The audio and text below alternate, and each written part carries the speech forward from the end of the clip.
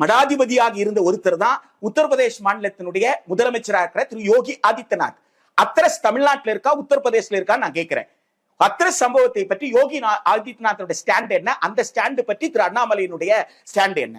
இது குஜராத்ல நடக்கலையா, வேற எந்த மாநிலத்தில் நடக்கலையா, தமிழ்நாட்டுல மட்டும்தான் நடந்திருக்கா? தமிழ்நாட்டுல நடக்கிறது ரிப்போர்ட் ஆகுதுன்னா தந்தை பெரியார் அதற்கு காரணம் திரு அண்ணாமலை புரிஞ்சுக்கணும்.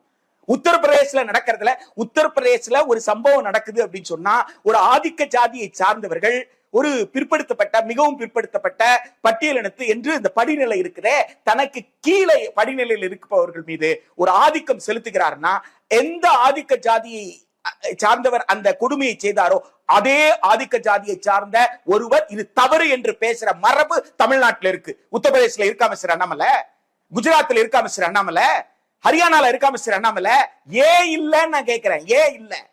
இங்க எந்த ஜாதியை எடுத்துக்கோங்க, எந்த ஜாதியை சார்ந்தவர் அந்த கொடுமையை செய்திருந்தாலும் அதே ஜாதியை சேர்ந்தவர் இங்க எதிர்த்து கேட்கிறாங்களா இல்லையா? இங்க ஒரு விழிப்புணர்வு இருக்கலாம். கேஸ் ஃபைல் ஆகுது. கேஸ் ஃபைல் ஆகுது என்ன அர்த்தம்? தைரியம் வந்தா தானே. இந்த சட்டம் என்ன தமிழ்நாட்டுக்கு மட்டும் இருக்கிற சட்டமா? குழந்தைகள் பாதுகாப்பாகட்டும், பெண்கள் பாதுகாப்பு, இந்த சட்டம் ஆல் இந்தியா சட்டம்.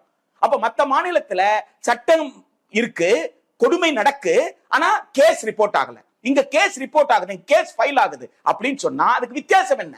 இங்க ஒரு விழிப்புணர்வு இருக்கு, இங்க பாதுகாப்பு இருக்கு என்பதுதான்.